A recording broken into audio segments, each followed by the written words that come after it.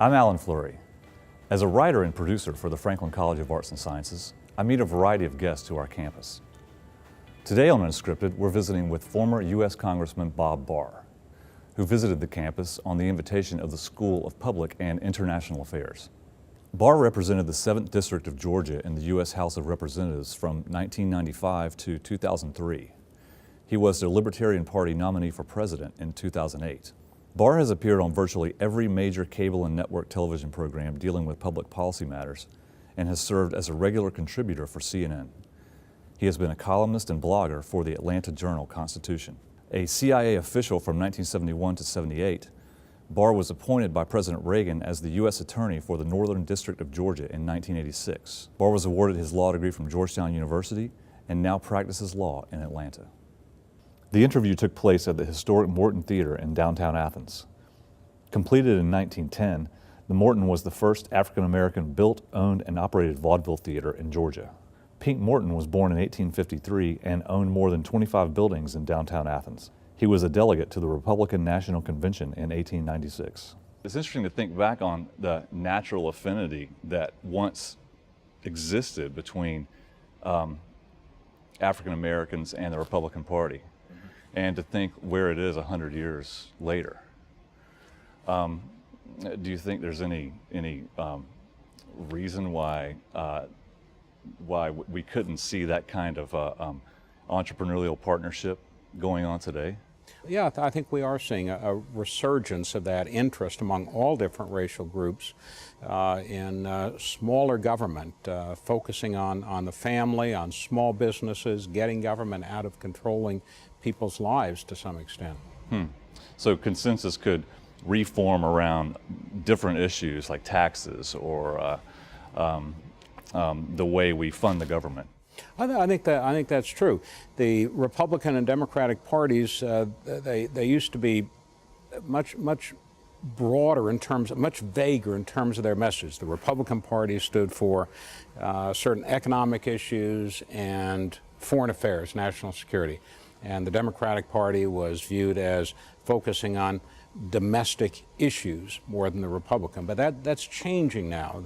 We still are basically a two-party system in this country. We don't have an open political system in that sense. It's relatively closed with the Republican and Democrat. But the issues are becoming much more finely tuned, so you have different groups looking to the Democrat or the Republican Party for more specific kind of issues, not simply that the Republican is the party of national security and the Democratic Party is the party of domestic affairs. It's not so simple. It's much more complex now. And it gives a lot of different groups, including racial groups, different issues that they can look to each one of the parties for. You've got some experience as a third-party candidate. Are we any closer or farther away to imagining a third-party candidate having an impact on a presidential election? We're certainly not close to that point, unfortunately. You have to have money. For one thing, in order to really develop a viable third party. It is so expensive to have a major impact politically at the national level. And the rules of the game, so to speak, despite the fact that both the Republicans and the Democrat Party whine about the complexity of the campaign finance laws and so forth, they are able to take advantage of them in ways that independents and third parties simply are not. They just can't compete. They don't have the infrastructure, for example, the fundraising infrastructure. So if you had, for example, a Ross Perot, somebody with a great deal of and an interest in putting their disposable income into a third-party movement, but somebody who was more interested in an institutional change in developing a third party as opposed to Ross Perot, who was basically interested in Ross Perot. That would help. We don't have that right now. And you don't really have a third party that, despite the Libertarian Party's longevity, it's been around since the very early 1970s, you don't have a party with a real national infrastructure and a vision that they can translate and articulate for the average voter out there. So I'd have to say we're not really any closer now than we were 3 years ago or 12 years ago. Right, right. I remember so well John Anderson from 1980. Yeah, who's still around. Right, and it was a really dynamic presidential campaign, and yet the results weren't even close. He really didn't garner much support at all. No, in my view, it's very unfortunate that we're sort of locked into just the two parties, but that's the way it is. Right. Hence, Ron Paul, who is much more of a libertarian, really, than a traditional Republican, runs in the Republican structure as a member of the Republican Party, and does fairly well now in terms of getting his views out there. Right. We'd have to institute some institutional changes in order to change that dynamic, to alter that dynamic. Both some institutional changes and a mindset. Right. That there really is more to the political universe than just Republicans and Democrats. Right, right. I didn't want to spend all this time talking about politics, but politics is fun. I know, to have you here, that's where the conversation goes. So it's a really great thing. Do you think public financing of campaigns would make a difference, or would that just skew the two-party benefits in the same direction? I don't think that would really have much impact on opening up the political system. It may have a marginal impact on the amount of money that one party or a candidate spends. I'm, of course, not in favor at all of public financing of campaigns. I don't think there ought to be limits on how much money an individual can give to a candidate of their choice, other than making sure that we don't have foreign money coming in and that the funds are limited to individuals. To me, it's a form of political speech. Sure. But if you did have public financing of those campaigns as opposed to private donations, that would have an effect, I think, on the amount of money, perhaps, but I don't see it as having an impact in terms of opening up the political system. It's going to take more than that. It's going to take a viable third party that is mature enough to articulate a message that resonates with the average voter, that pays attention to fundraising and grassroots development and so forth, and who has, to one extent or another, a benefactor. Mm-hmm. And you don't have all of that yet. Right. Is the question of whether we have three parties the same as whether we have 11? I mean, can you envision a parliamentary democracy in this country? No, I don't think we'd, and I wouldn't want to reach that point. I don't favor a system where you have all these very, very minor, almost fringe parties participating to the same extent that a mature national party really does. Heck, I'd be happy with one other party to at least get us to that point. Right. It just seems like it would be so. It's going to be so difficult to get one established. Let me try to switch away from politics, although I know we're going to venture back in there. At UGA, study abroad is really important. We push that in a lot of areas, a lot of schools and colleges. You lived all over the place whenever you were younger and growing up. Your father was a civil engineer, and you Correct. lived in Iraq, Iran, Pakistan, Panama, Peru. Correct me if I'm missing any. What was the impact of that growing up in a land that wasn't your home? Now, on the one hand, it was even as a youngster in third, fourth, and fifth grades, tremendously interesting, and it was a lot of fun. On the other hand, I did miss access to a lot of those things that even back in the 1950s, when I was a kid, you take for granted here in the States, to go down and get a hamburger. You can't just walk down the street and get a hamburger in Baghdad, Iraq. At least back in the 1950s, you couldn't. We didn't have any such thing as the green zone back then. Right. On the other hand, the downside to it was that you never can really develop really close personal friends, because you're moving every year and a half, 2 years really at the most normally. It was very unusual if we stayed in a country for more than 2 years. Mm-hmm. So you don't develop close personal relationships. You do learn to be very flexible, and I think that's something that's stayed with me ever since, because you are constantly moving, being exposed to new cultures, new people, new areas, new geography, and so forth. Ultimately, though, I think the primary, most important benefit of growing up overseas and traveling around in different countries is you really do learn to appreciate what we do have here in America. You know, I lived in countries where they had literally, we were there when they had bloody revolutions, military coups, military very heavily involved in day-to-day activities in the communities and so forth. So even as a youngster, you know, before all of that really I understood it in terms of going to college and studying civics, American history and politics and so forth, just inherently I learned to appreciate the freedoms that we do have here in the United States. But just the cultural impact of being out of the country seems like it's a really important thing, and it seems like something that Americans are discovering bit by bit more and more as the years go on. They are and they aren't. They are largely, I think, because of it's much cheaper and more accessible to travel abroad than it was when I was a kid. I mean, it was really unusual to be traveling to the Middle East or to Peru or somewhere and you know, see a lot of Americans on the planes who were actually living overseas. It's much easier now to travel overseas, and certainly with the increase in communications through the internet, certainly, and 24/7 cable, it's much more easy to be exposed to these foreign cultures. So that's good.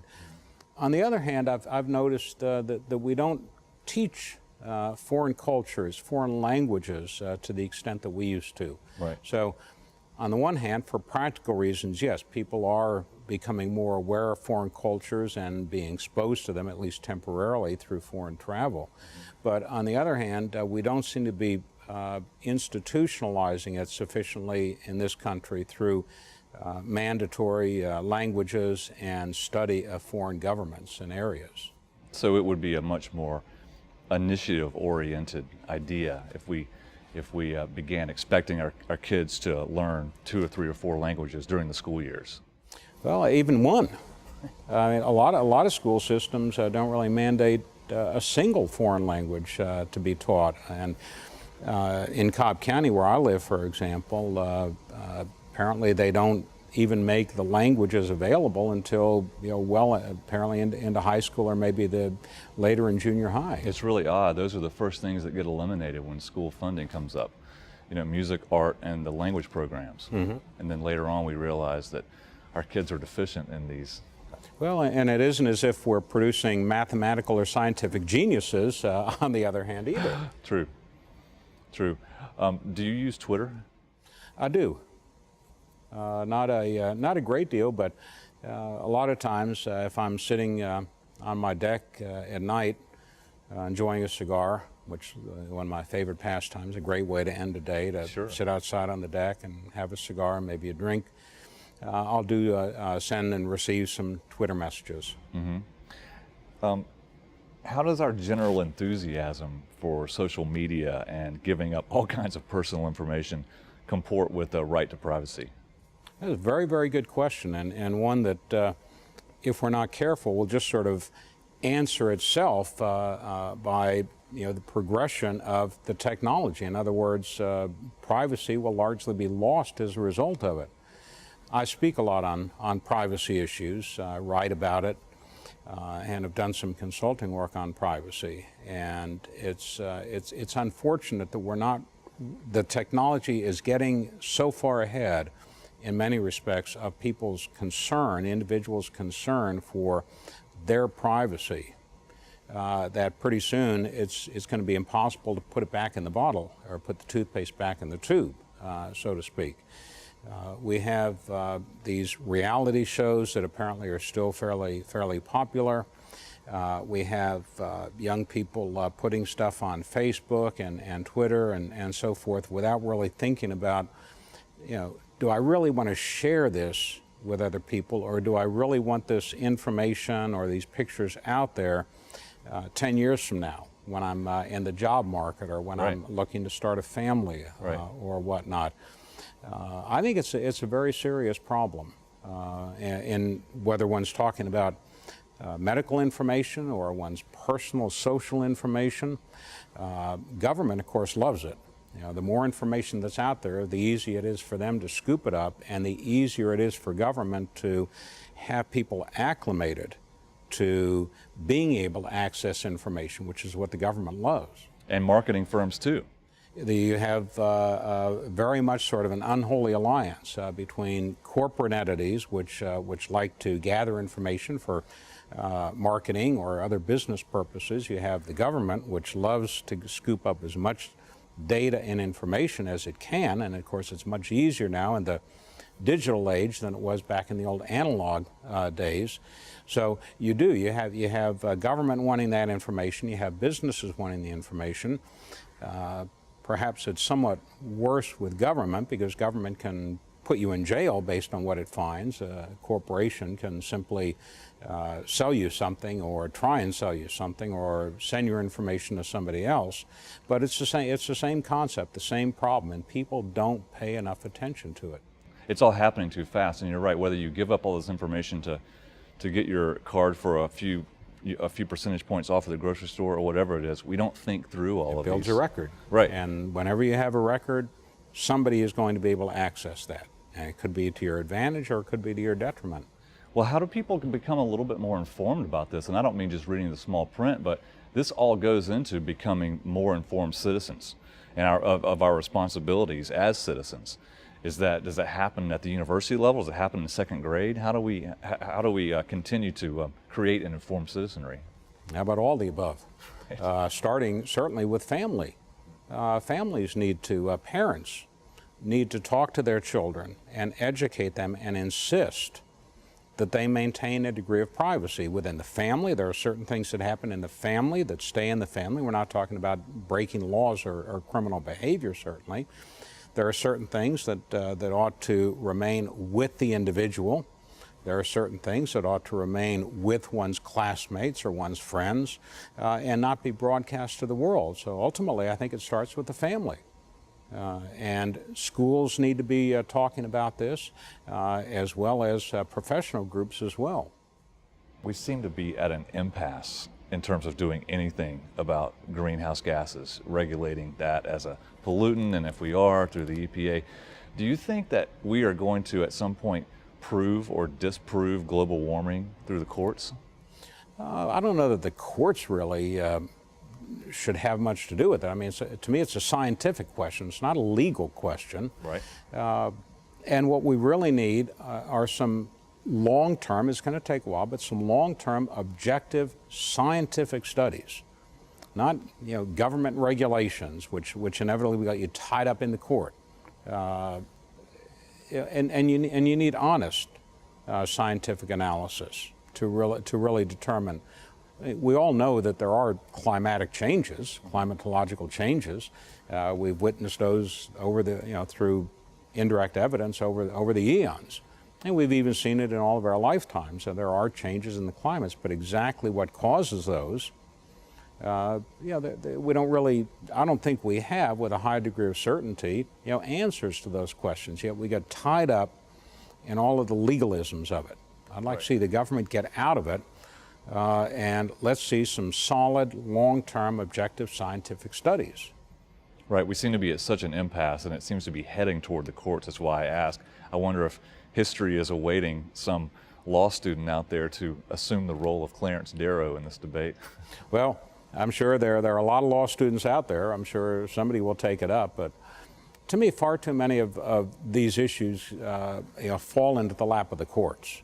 They're not equipped to, and they shouldn't be deciding whether there's global warming or not, any more than they should be deciding what was one of the debates they took up years ago, whether a tomato is a vegetable or a fruit. I mean, because how you deal with federal regulations and which agency regulates it was an issue. Right. Well, that's exactly why it's getting near that again, is because it's been thrown back to the EPA because Congress can't seem to do anything about it, because it can't agree on to even have a debate about it. No, and it's not an issue Congress should really be deciding either. I mean, Congress, you don't have a bunch of scientists up there. You have a few very good ones, but if I were up there voting on something like that, I mean, what background do I have? I mean, I have some background in law as a prosecutor and as a private attorney. I have some background in international relations. I don't have any background in the science of climatological change. But they do have to decide the policy questions that are related to it. Well, eventually, but there are so many of them, and they become the tail wagging the dog, is I think the problem. These federal regulations. Right. Right. So if we could have a more informed debate, and if our representatives were more informed about the actual situation, then we would get closer to deciding on how we were going to act, deciding if we were going to. In a perfect world, the problem is that everything in Washington becomes polarized around the parties. It becomes partisan, unfortunately. And that's, going back to our initial discussion, that's to some extent, I think, the result of having a two-party system, a closed two-party system. Mm-hmm. There are no third ways, to use Graham Greene's analogy from The Quiet American. There's no third way. There's no third force out there. You're either a Republican or a Democrat to get anything done up there. Right. And consequently, almost every issue becomes polarized and becomes locked into one party versus the other. So, to some extent, opening up, if we can open up the political system to some extent, I think we would see a better, more substantive debate about some of these issues. Do you think the point of view of corporations would allow that kind of thing? Do you think that the effect of lobbying is strong enough that, or could it be curtailed to have a debate like that? Yeah, the role of lobbyists is tremendously important. For example, every time during the 8 years that I was in the Congress, and whenever we would take up some substantive aspect of tax reform or tax relief, we would never get anywhere. And after a while, it dawned on me from watching this process that it was mainly corporations that were throwing the monkey wrench into the debates over tax relief, because it's the corporations.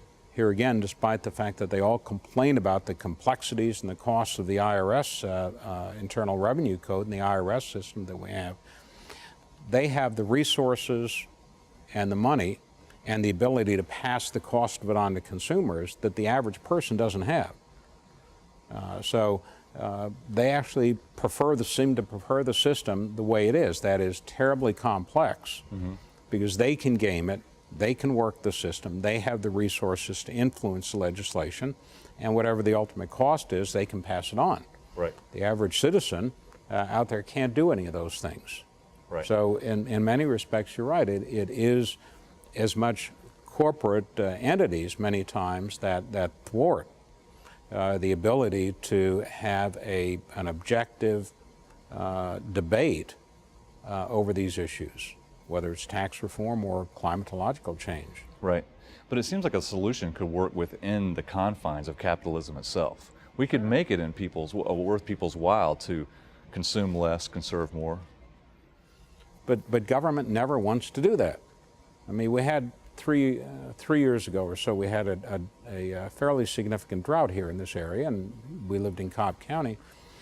Rather than simply leave it up to the market to determine the cost of water when water is becoming in scarcer supply, the government has to step in, and then they have to have some enforcement mechanism. Government never wants to leave things up to the market, despite the fact that a lot of Republicans in particular say that they are, particularly at the local government level. Constantly they want to see government try and manipulate the market, whether it's water, whether it's electricity, whatever it is. And it's when the government steps in and tries to manipulate the market that you have anomalies develop, and things that perhaps should be developed don't get developed. Right, right. I guess we could say the same thing for other entities in our society. Corporations think the same thing about competition. Is really the perfect competition is the lack of competition, right? They want to get rid of their competitors. Yeah, they all talk about competition, but they don't want it. Right. I mean, a perfect example, one in the news these days, where the government steps in and tries to push the market toward green technology, is this scandal over this company, Solyndra. If in fact green technology, if there's a demand for it, companies will produce it. But where you have government always easy to play with other people's money. Right. You know, say, oh, we want to encourage green technology, so here's $500 million worth of government, that is taxpayer guaranteed loans, so you can go out and develop this, even though the market may not be there. Almost inevitably results in disaster, financial disaster. Right. And who picks up the tab? The taxpayers. You think we should get rid of all energy subsidies and just let the market do what it's going to do? We'd probably be better off without, you know, any of the subsidies, right? You know, because they all represent government trying to artificially direct or manipulate markets. Right. That's a good point. You recently publicly came out in support of clemency for Troy Davis. Do you think death penalty supporters have made the calculation that taking an innocent life time to time is a price worth paying? I don't think any of them would say that. I think that probably is true. I mean, as you indicated, I'm a supporter of the death penalty. I think it's entirely appropriate for the government to demand the ultimate payment of a person who has committed the most heinous of acts: child murder, premeditated murder, mass murder, murder of a law enforcement officer, and so forth. But by the same token, I also hold the government to a very high standard in applying and carrying out the death penalty. And if there is significant or serious doubt about a person's guilt, then to me fundamental fairness and due process says, no, you can't execute that person.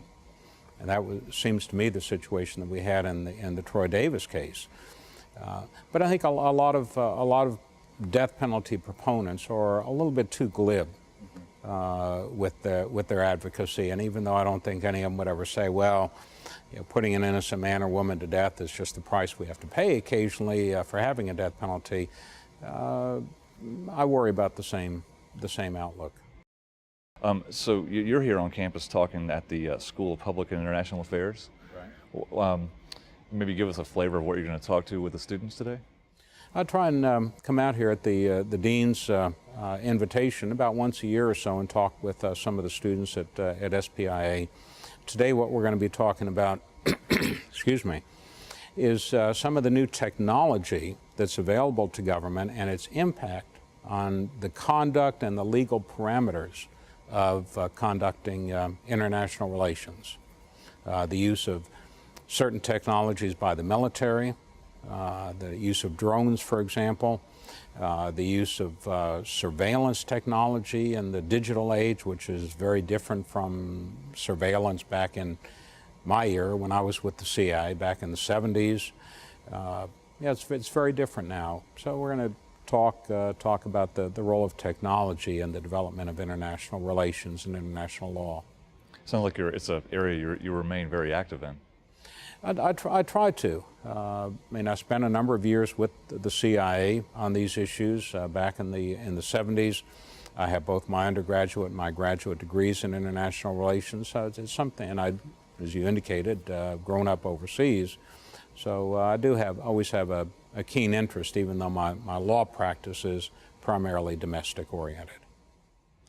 It's really been great talking to you. It's been a great pleasure. Thank you. Thanks for coming on the show. Appreciate it.